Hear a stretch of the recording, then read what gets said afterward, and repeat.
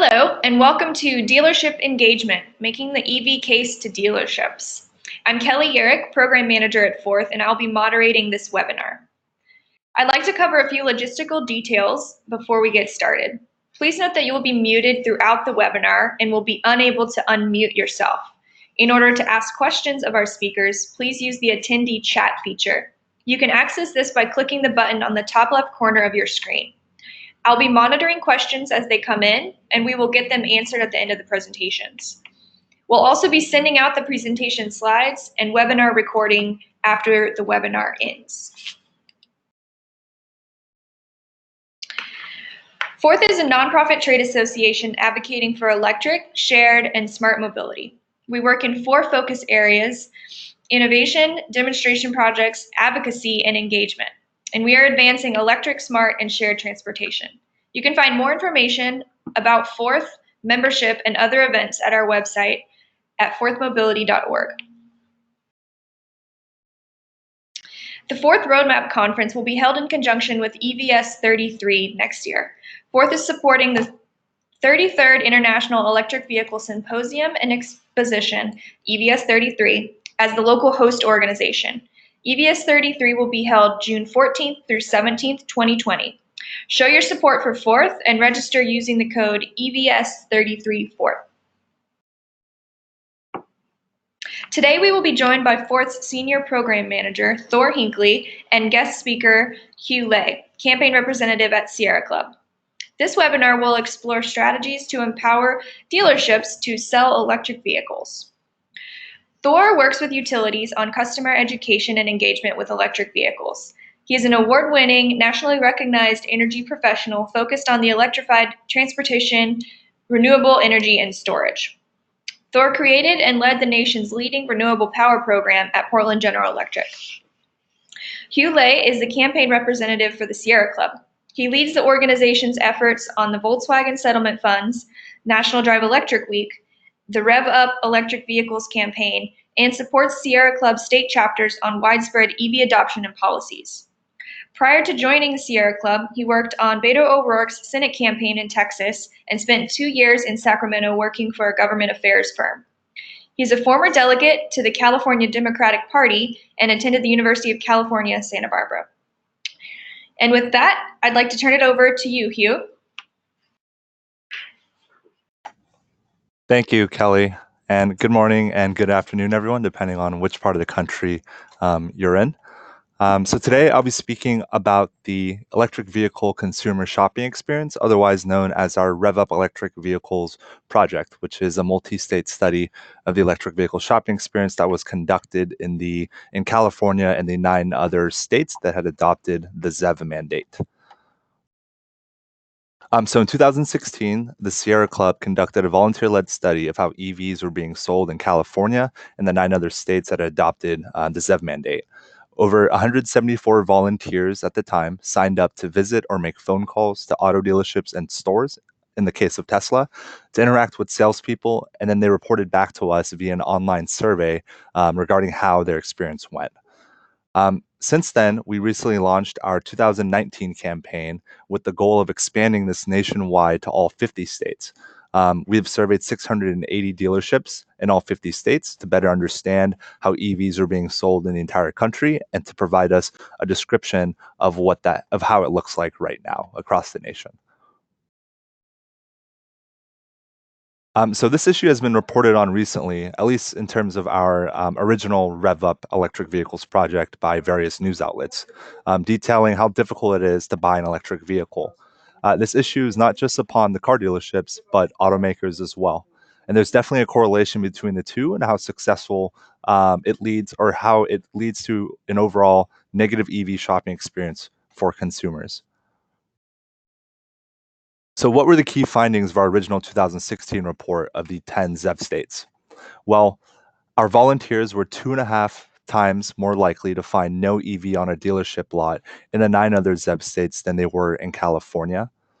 Among the dealerships our volunteers visited that had at least one EV, the average number of EVs on lots in California was nearly twice the average number on lots in the 9 other ZEV states. Of our respondents who asked to test drive an electric vehicle, they were told at 14% of the dealerships that the car was not sufficiently charged, including at 22% of the Chevy dealerships and at 21% of the Ford dealerships visited.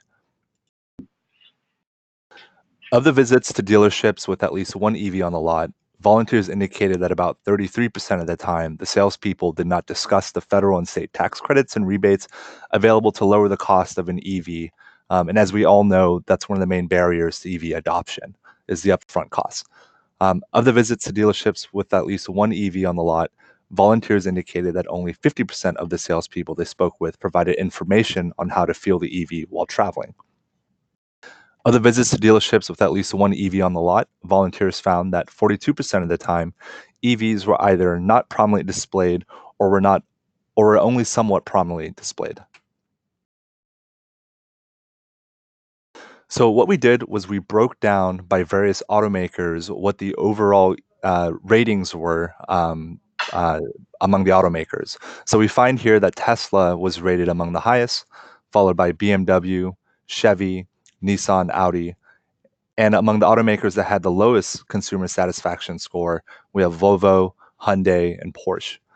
Um, many of our volunteers provided testimonials regarding how their dealership visits went, and some of them were just absolutely astounding. For instance, Luis from Connecticut, who visited a Nissan dealership, quotes, "I couldn't do a test drive because the key was lost. I was then encouraged to purchase a non-electric vehicle instead."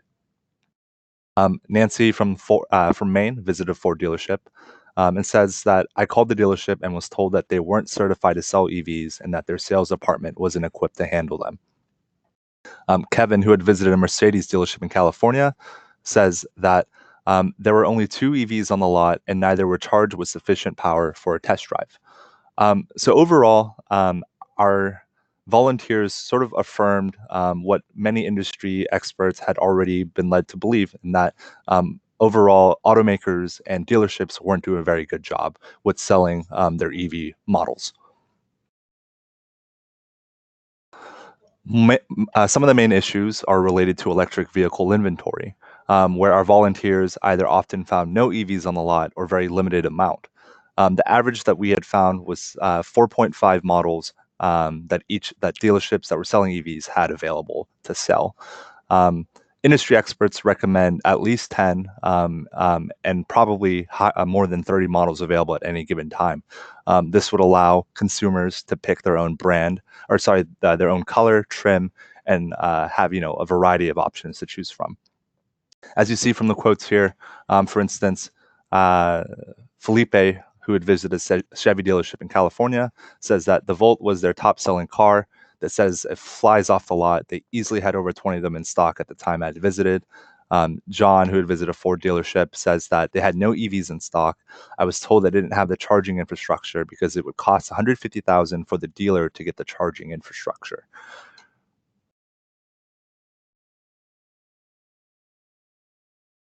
We'd also asked our volunteers to observe how the electric vehicles were being displayed.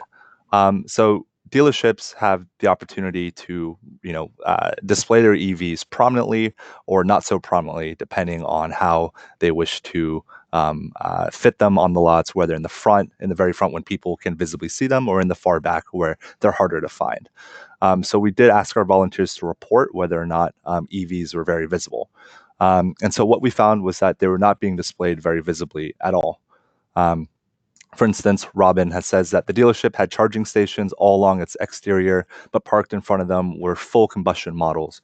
There were no EVs on the lot for us to test drive. We were told that their two EVs were both off the lot being used as customer loaner cars. Kevin, who had visited a Kia dealership, says that there were more than 10 EVs on the lot, but they were hard to find.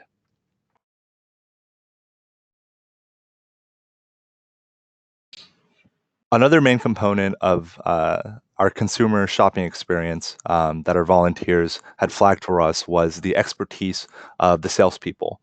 There are many myths out there about electric vehicles, whether it's related to charging, range, and costs. So it's very, very important and critical that salespeople are equipped and trained with the correct knowledge that can readily dispel the myths and also answer any of the questions consumers may have when they're shopping for an EV. Unfortunately, what our volunteers found was that salespeople were not adequately trained. They often, more than not, did not have any information available regarding charging or range of an EV. They also did not have information regarding federal, state, and tax incentives to save consumers more money and put money back into their pockets after purchasing or release. So as you see from some of the quotes here from our volunteers, Stephen says that EV salesman wasn't working that day, so I was told to come again. The dealership had no idea about the state and federal tax credits. They said it was the policy of the company to not talk about tax incentives because they were not tax experts. The first salesperson that I talked to drove an electric Fiat and was very enthusiastic and knowledgeable. He showed me where on the car the charge would be made, but gave no info on how the car could be charged when traveling. Senior sales staff had no idea what the battery electric vehicle's range was. He called it a go-kart. So moving on, as we see here, is that it's not all doom and gloom at all the auto dealerships. In fact, there are a lot of auto dealers that are doing a very, very great job in how they're selling their electric vehicles. As you've seen some of the more positive quotes as well, combined with some of the more negative quotes that our volunteers provided. But we had broken down all the auto dealers that had received a consumer satisfaction rating of 5 based on a 1 to 5 scale, with 5 being a very, very positive experience. And we highlight and flag those dealerships here in our report and divided it out by all the 10 states.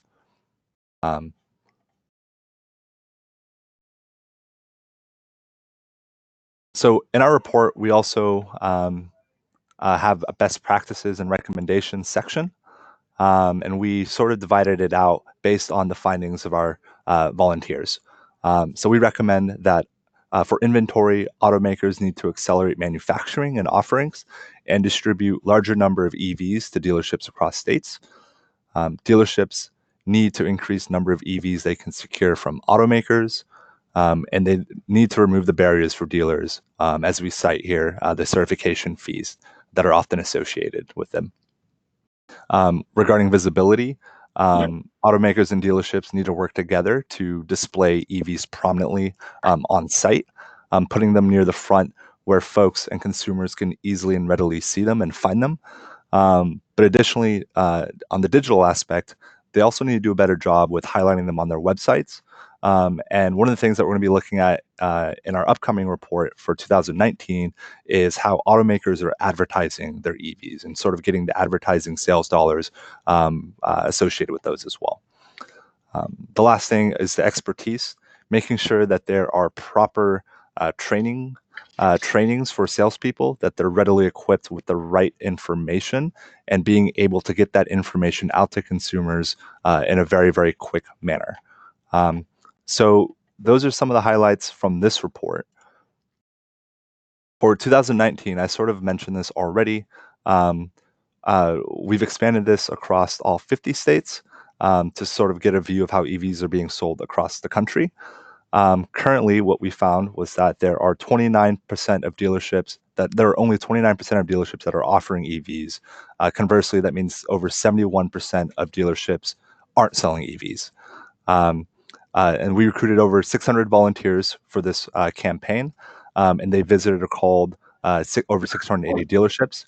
We have an anticipated release date of October 2019. And once that is made readily available, that's something that we'll share with this entire group and audience. And overall, from our initial data set that we've combed through, there's, again, a large room for improvement for how EVs are being sold, though some improvements have been made, and we recognize that in our upcoming report.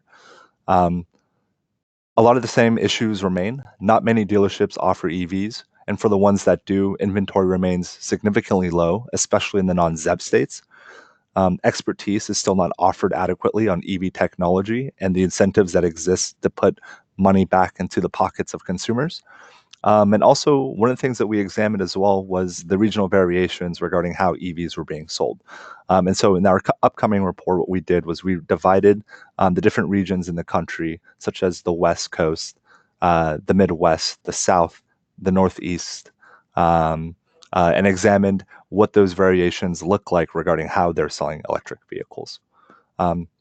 So that concludes sort of the highlights of our Rev Up electric vehicles, as well as a brief snippet of what to expect for our upcoming release of our updated report. Thank you all very much. Great. Thank you, Hieu.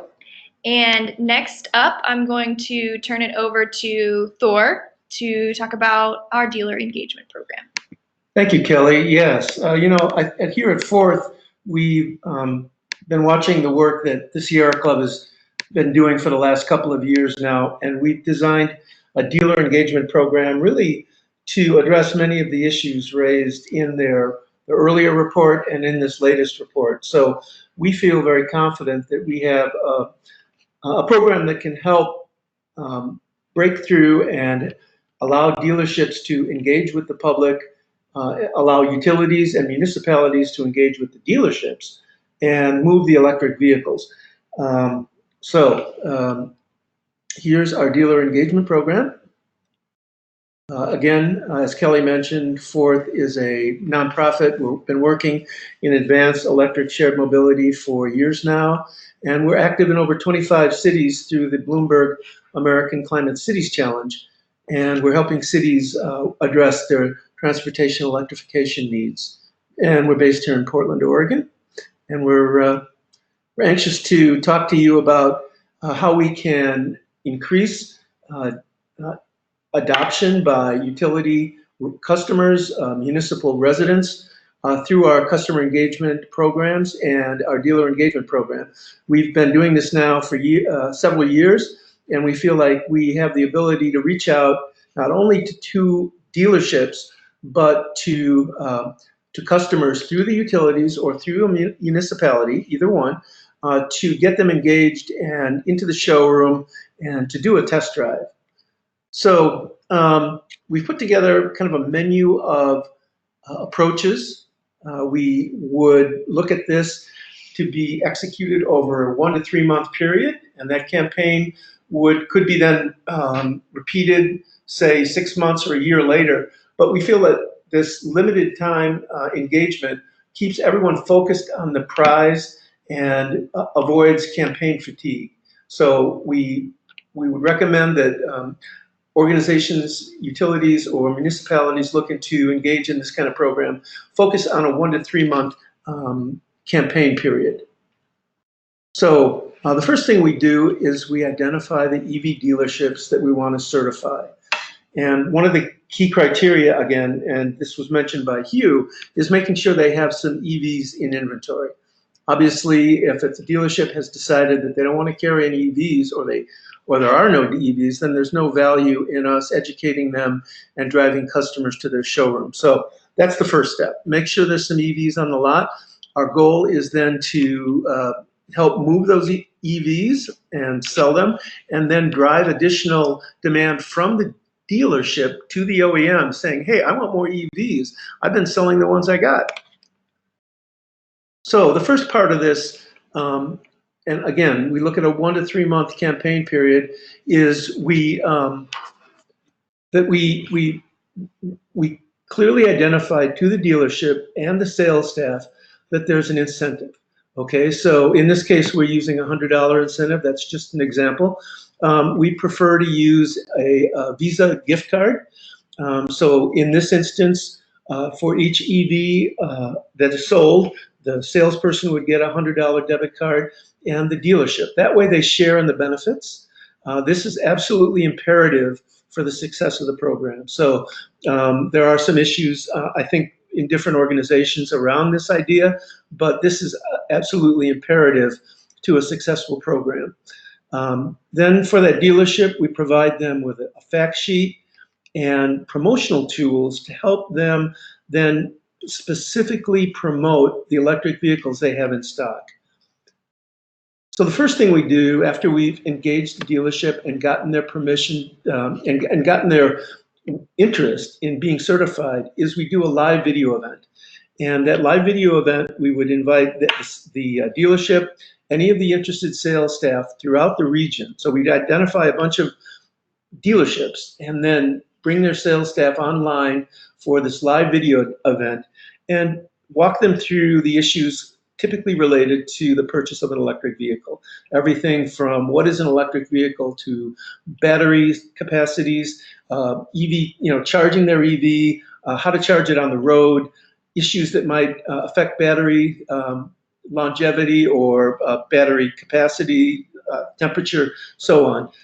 And this is all done in a live video format. That same training is then archived, so as new dealership personnel come on board, they can keep the certification for the dealership active by taking the training. Here's a picture of the sales sheet. So we have, a fact sheet. So we provide high-level information for the staff. We know that we're not going to be able to get a lot of their time, but we want to give them the key information that they need to know as they answer questions from prospective EV buyers and provide the sales support needed and information on incentives to bring down the costs.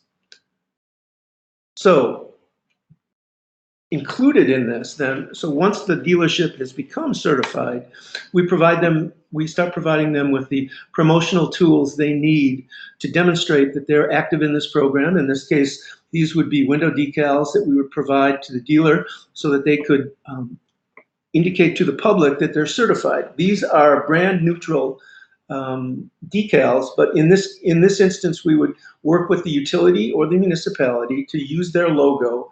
So these materials were branded specifically for the organization that is looking to increase EV adoption. Many cases that'll be the utility, other cases that might be the city.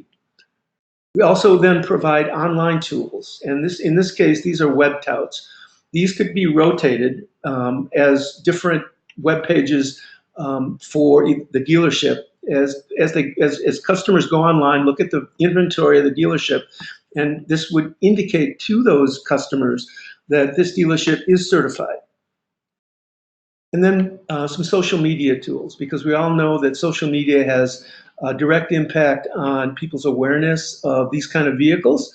And so in this case, this is a Facebook example, and we provide the messaging that needed for the dealership to notify its customers and its fan base that it has electric vehicles, that it is a certified dealership, and even in this instance offer a promotion if they chose to individuals that wanting to learn more about electric cars to come into the showroom and hopefully take a test drive.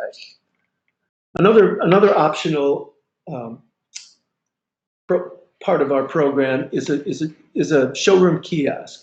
And we've worked with ChargeWay, one of Ford's member organizations, to offer a charge. This is an optional ChargeWay beacon that is offered for dealerships that provides a really simple interface for customers to learn more about the electric cars they're interested in, where those cars can be charged, and provides them with the assurance that there is charging infrastructure in the area. And this ChargeWay beacon allows for branding for the utility or the municipality. And again, it provides specific information on the vehicles in that showroom. This provides significant value to the dealer because it helps customers understand fueling requirements, the cost of the fuel. They can make a real-time comparison between the cost of electricity in that service territory and the cost of gasoline. And also provides them with some information on home charging so that they can confidently feel confident that they can keep their vehicle charged, whether it's level 1, level 2, and the equipment that they might need for that charging. So first we identified how we work with the dealerships to get them certified and get them actively involved in marketing their EV inventory. The second piece here is outreach through the municipality or the utility to drive customers to the showroom. So we found that gamification is a technique that has been very successful in a number of instances to induce members of the public to try a new behavior. In this case, we would look at offering a promotion so that customers that willing to visit a dealership could receive a free gift. In this case, it could be, in one case, it could be a free gift bag. It could be, if it was a utility, it could be an energy efficiency option like LED light bulbs. In any case, something of value to drive customers into the showroom. Once they get to the showroom, there would be a second offer with a higher value offering. In this case, we would think of something like a 2-week trip to Hawaii for a sweepstakes. So a sweepstakes that would offer that kind of prize to customers that are willing to do a test drive. And in our opinion, once we can get a customer to sign up and take a test drive, we think that at that point we can turn the sales process over to the salesperson to close the deal based on the incentive that we've talked about earlier.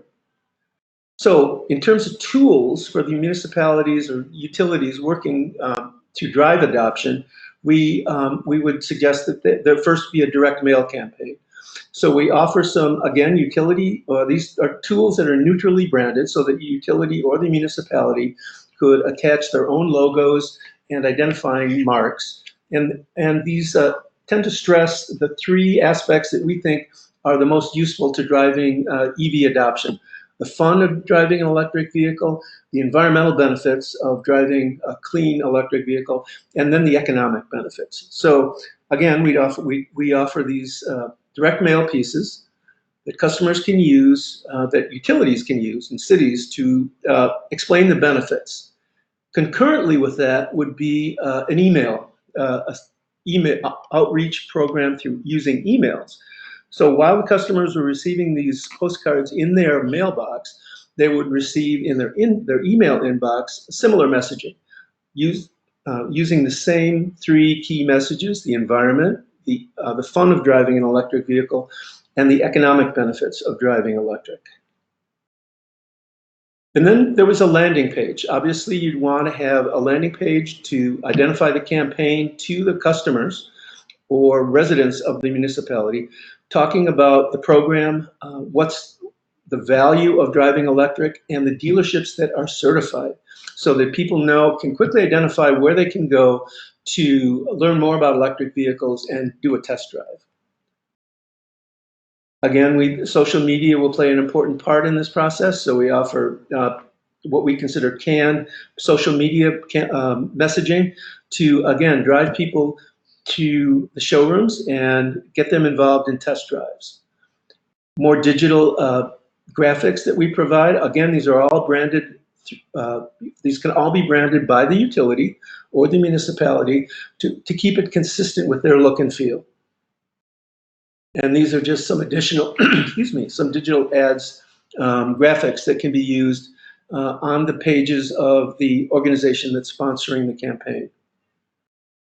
And again, so just more digital ads consistent with the themes that we've been talking about: economy, the fun of driving electric, and the environmental benefits. And I'm happy to take any questions. Thank you. Great. Thank you, Thor. So now both speakers have had a chance to speak. We're going to be accepting questions from you, the attendees. So please remember to pose your questions in the attendee chat feature. It's on the left-hand side of your screen. And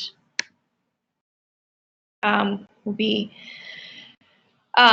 going through those now. So one question for you, Thor. Does the utility certify the dealership?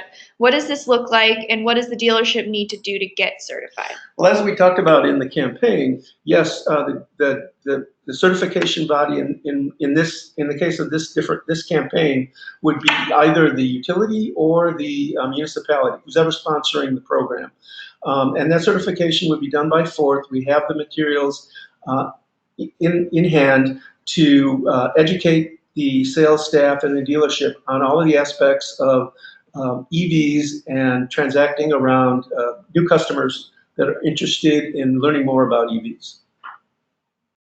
Great.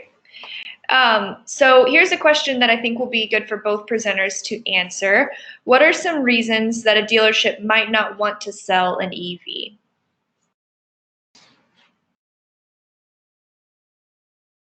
Yeah, so I can speak on sort of the findings that our volunteers had indicated for us in our report. I think I think it's a very good question because the answer is that, there are very many answers to this. But what I can say is that um, the salespeople that our volunteers interacted with had indicated in some instances that there were either no demand for EVs in that particular location. There were reasons related to certification, which Thor and I had both touched upon. Whereas the dealerships have to pay these certification fees with the manufacturer to be certified to sell those electric vehicles, and these certification fees can be pretty costly. Ranging anywhere from $50,000 to $150,000 if you include, setting up the charging infrastructure and whatnot to be able to have the proper equipment on site. Um, uh, you know, our volunteers were also told by the salespeople that there just wasn't enough EV infrastructure in their region, not enough EV charging stations being established throughout the area, which from their perspective would not then make sense for them to sell EVs because what they perceived as a lack of demand for them. So those are some of the various reasons that our volunteers had cited. But overall, some of the other main ones as well related um, uh, to costs, and that our volunteers were also told that that EVs saved them a lot of money, and so they would not be able to profit off them.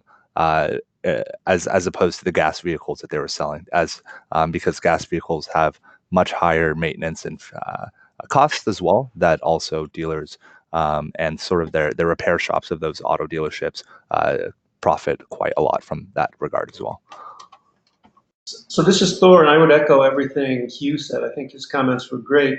I think some other potential obstacles for EV adoption by the public is relatively low awareness. I mean, even in a state like California, where there's the most active EV market in the country, studies have shown that up to 48% of residents of the state of California cannot identify a specific model of an EV.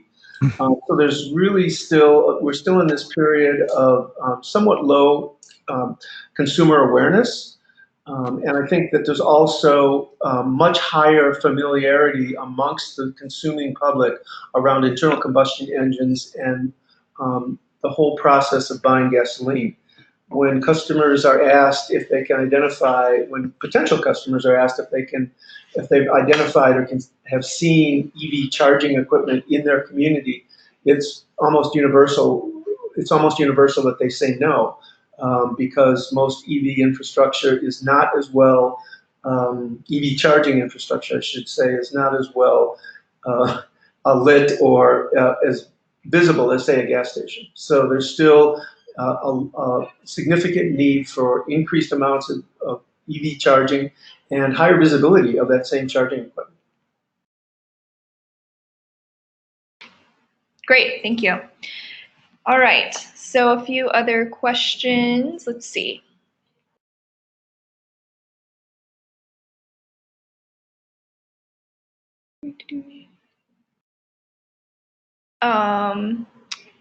Here's a question that perhaps both speakers or one of you could probably answer. How many states have adopted the ZEV mandate to date? I believe it's 11. I think Colorado just adopted the ZEV mandate recently. Yep, that's correct. Currently, 11 states have adopted the ZEV mandate, and Colorado recently joined them last month in August. And that was a big win for EV advocates and those involved in the industry. Thanks. All right, here is another question. Sometimes the overall the dealer is okay with supporting EVs, inventory, etc., but the sales staff are hit or miss. Do you do anything to identify or recognize specific EV sales champions and help ensure that's who prospective buyers go to? No, that's a great question, and something that we didn't have a chance to cover in our presentation, just to keep it digestible. But yes, there is a specific incentive that we would offer once a sales person has reached say a target of say 5 electric vehicle sales within that 3-month period, there would be an additional incentive. So if indeed we in the example we used was $100. Personally, I think that might be a little bit too low, but in this case, let's stick with $100 per electric vehicle sold.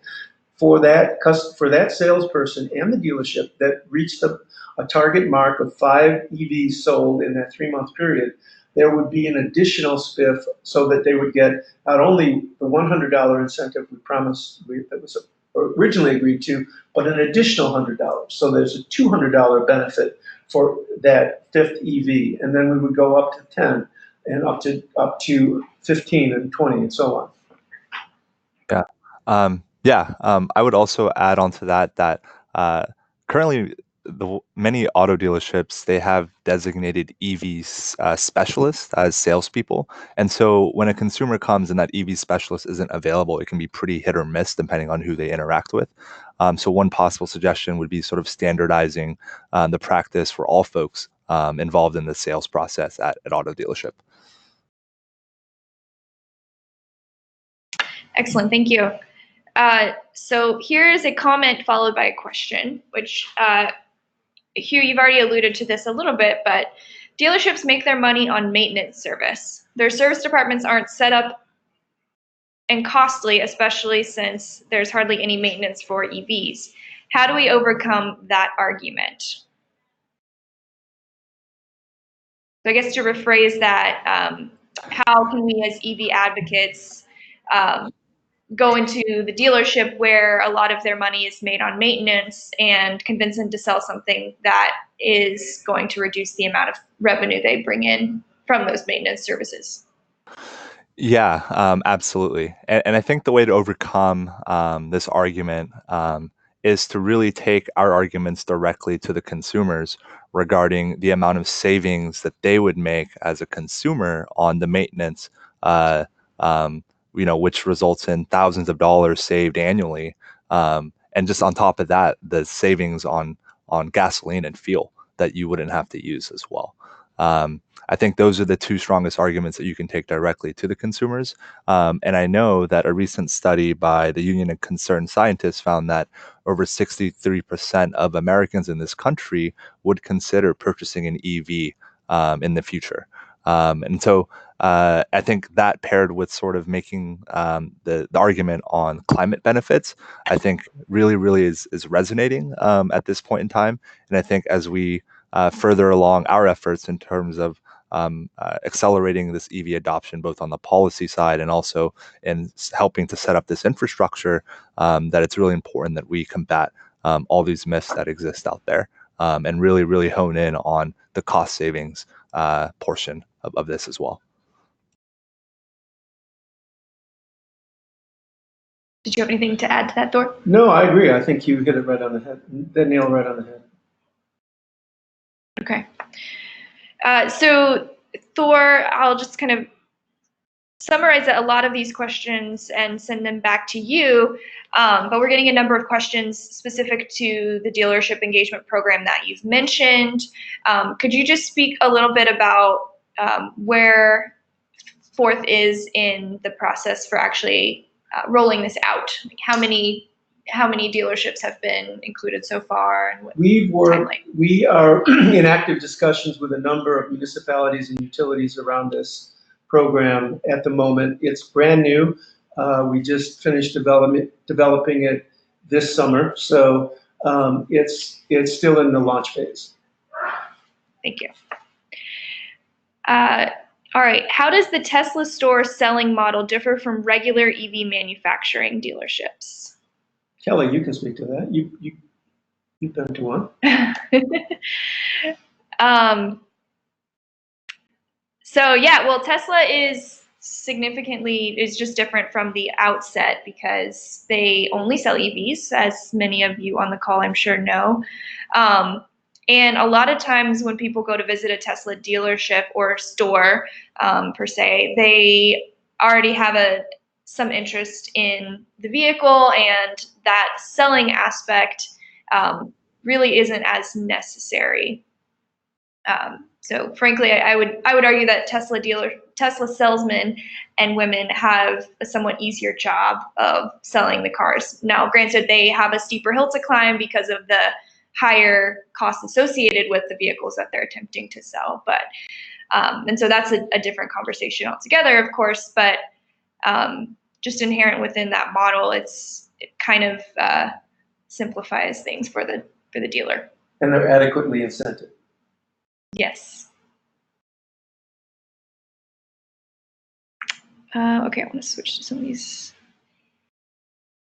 Let's see, we have a lot of questions. Thank you all for bringing in all these questions. I'm just trying to sort through them.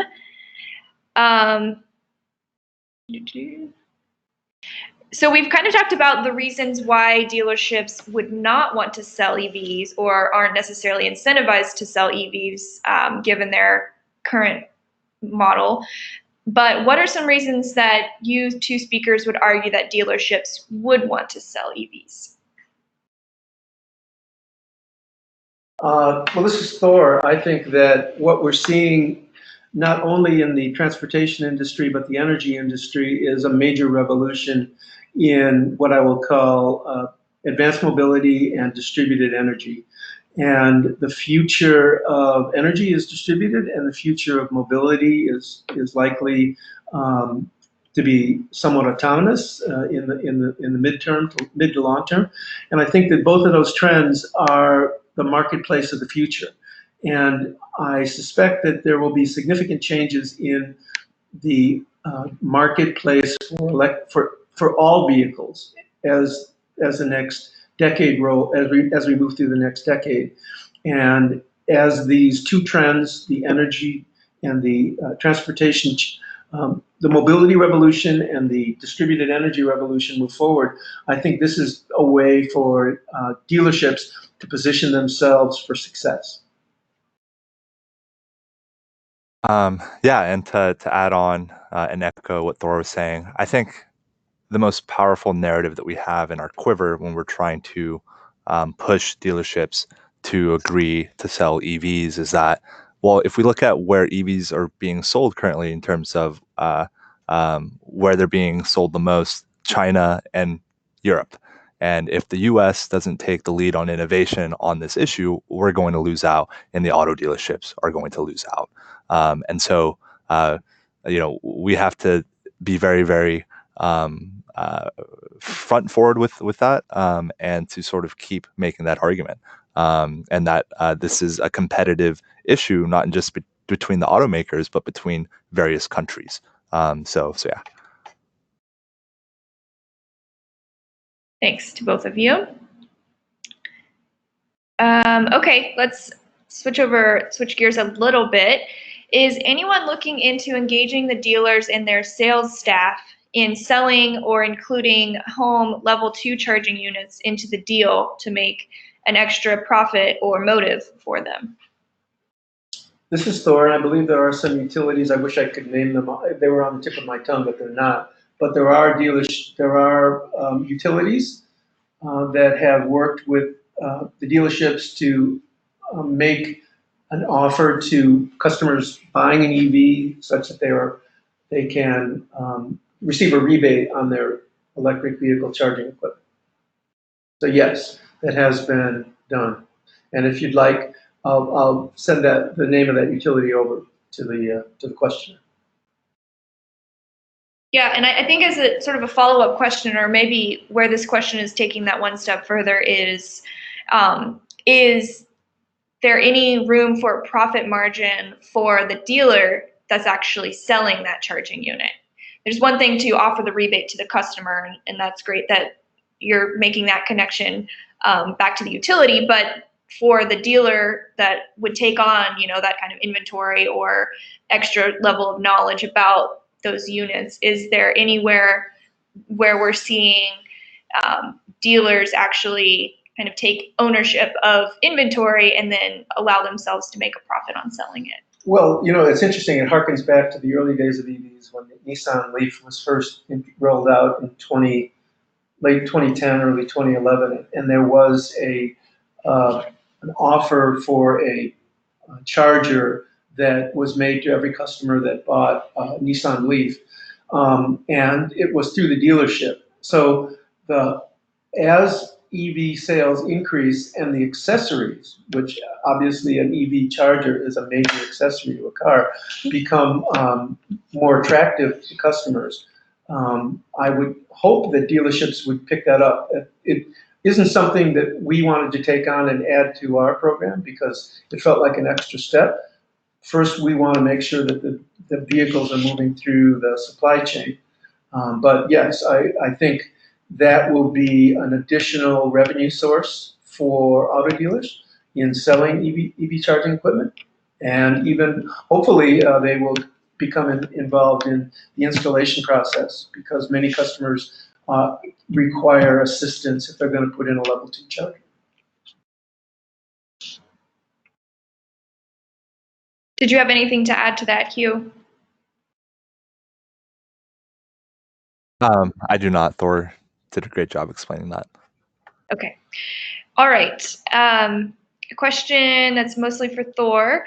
Is the municipality or utility certification equivalent to the manufacturer certification, or would a dealer still be required to get the costly manufacturer certification? No, that's a good question. I think there were two different types of certifications that were discussed today. One is through the manufacturer, and that is a certification process that is focused on the equipment that the manufacturer is providing to the dealership, both the electric vehicle, any charging equipment, and any maintenance or service equipment that's required to service that vehicle. And that certification process is separate. What we're talking about is setting up a program focused on moving the vehicles, incenting the dealer to both educate the staff so that they are conversant with customers around electric vehicles, and incenting them for successfully transacting those vehicles, and then driving customers to the dealership. Great, thank you. Okay, so one question that's been put out there is, what has dealer pushback been on the suggested program that you discussed, Thor? And also, I'd also just kind of like to rephrase this and send it over to Hieu as well, and that is with your your secret shoppers and volunteers that went around to the dealerships. Did they ever, at any point during the conversation, inform the dealer of what they were doing? Maybe at the end, telling them, and if so, was there any pushback on the part of the dealer for that, having that experience? Or kind of on the flip side, you posted a slide with kind of your top performing dealerships around the country, and were those dealerships also informed that they, were part of this study and fared fairly well?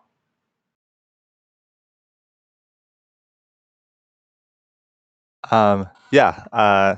So with our Rev Up electric vehicle campaign, we wanted the experience to be as organic as possible, and so none of the interactions that our volunteers had with the salespeople at the dealerships were scripted.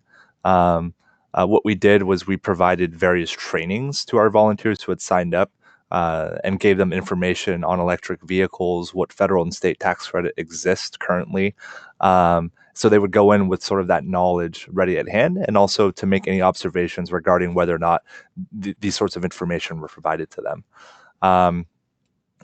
So our volunteers were some shared that they were with the Sierra Club, others did not. But overall, they weren't really given much instructions aside from, go tell us how your experience went with the salespeople, because we didn't really want to skew the data in one way, shape, or form. And so it was a largely organic experience. And so I think to answer your question as well in regards to the top performing dealerships, it just depends. Again, not all of our volunteers indicated that they were on this sort of secret shopping assignment, but some did. And it was really up to them regarding what their comfortability level was. Because some didn't feel comfortable doing it sort of in a stealthy manner, and others had no issue with it. So it really varied. So you asked about pushback from dealerships around this type of engagement program. I don't have any experience, nor has Ford had experience with dealerships pushing back. I think one of the inherent problems in the current dealership model is staff turnover. So what we see in many dealerships is that the sales staff will turn over within a year, and the need for retraining and getting sales staff up to speed on something that is relatively complex as an electric vehicle requires a lot of time and money. So I think that that's not pushback, but it's kind of an inherent issue of the current dealership model.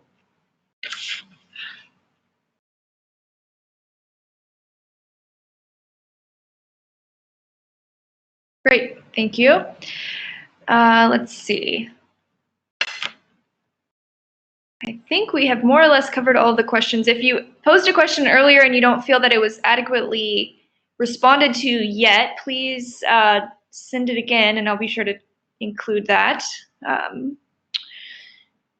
Let's see. Here's one that's more general for you, Thor. How does the dealership engagement program that you described differ from other dealer engagement and training programs that exist? I think that's probably food for about a 1 hour discussion. I think that all of the different programs that I'm aware of, have focused on raising the awareness not only of the public around electric vehicles, but within the dealerships and the sales staff. If I told you that there was any magic in our program, I think that would be misrepresenting it. I think what we've tried to do is keep it focused on the prize. The prize is getting customers to do a test drive. And as we all know, that just the simple act of a customer driving an electric vehicle for the first time provides a significant attitudinal change. And we then hope with an appropriate incentive that we can incent the salesperson to close the deal. So there is no magic embedded in any of this. And I don't think that there's significant differences between different programs. I think ours is just focused on keeping the goal in mind. Get the customer into the car, let them experience electric drive, and close a deal. Great, thank you. Okay. How do we access the campaign materials and templates that you shared forth? And Thor, there was another question too about how can folks on this call and webinar engage with Forth in this program? Well, we are open to discussions with any and all organizations around this. The materials were developed, and we have them available to our Bloomberg American Climate Cities Challenge participants, and then we would need to have individual discussions with other organizations looking to utilize this program. Great, thank you. Let's see. If there are any other questions, go ahead and send them our way. I am having trouble viewing some of the ones that came in. So there was another option to put in questions in the Q&A at the top end of your screen. I'm having trouble viewing past the top 4 of those. So we will get a report of those after we close the webinar, and I'll forward those on to our speakers to respond to individually. So I apologize we can't address those here and now, but I'm sure our speakers will be happy to do that. And if you could just clarify one more time, Thor, so the dealership incentives that your program describes, does that have an associated cost with it? Or do they just have to go through the steps? Yeah, that's a good question. In addition to all of the costs of the marketing, obviously none of this is free. The webinar has a cost attached to it. The direct mail and email campaigns have some costs attached, as well as preparing, obviously, the organization that wants to brand the graphics will need to spend some staff time doing that. The sales incentive is a separate piece, and that can be funded in a number of different ways, but there has to be, in our opinion, it's absolutely vital that there be a sales incentive to drive the behaviors that we want to see both by the dealership and by the sales staff. Okay, but the cost to the dealership itself would be minimal to zero. The cost to the dealership, yes, thank you. Yeah, absolutely. We provide the graphics, and they then utilize those graphics in their normal outreach channels, their normal website, their email campaigns that they run, and they put the decals on their showroom. So this has no additional cost for the dealership. It's all provided as a part of our engagement program. Okay, and if there are no more questions, I see a comment here that I appreciate, and I'll just share out. It says, we would be interested in ongoing efforts to engage and interview dealers directly. Since their cooperation is key, it feels like we need to hear more from them. And I appreciate, in any of this work, it's always important to hear the voices of all the stakeholders involved. Absolutely, thank you. Yeah, so thank you for that comment. All right, well, if there are no more questions, I will go ahead and close our webinar and give us just a couple minutes back. Again, if you asked a question in the question poll at the top hand of your screen, I'll be sending those around to speakers, and they should be able to respond to those directly.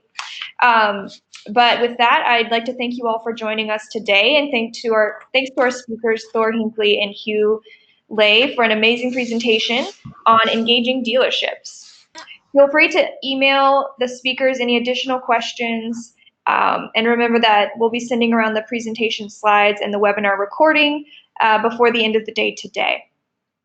Please continue the dealership engagement conversation with us at our October networking event in Seattle, Washington.